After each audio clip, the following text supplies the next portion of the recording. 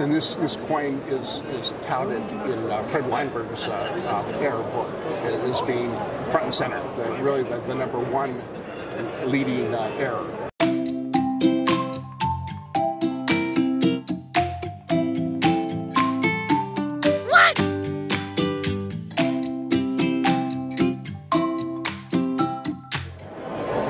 So Scott, Stax Bowers recently announced that the 18th known Washington quarter Sacagawea dollar Mule coin has been consigned to Stax Bowers and will be available for bidding at the Baltimore Whitman Expo in March.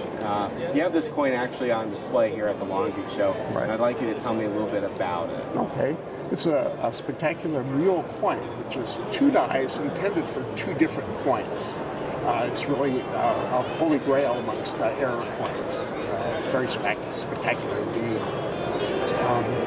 The coin is actually undated, but it's presumed to be 2000. It's a Sacagawea reverse with a Washington quarter obverse.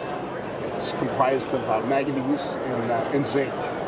Coin grades an NGC mint state 67, which is, as mentioned, top.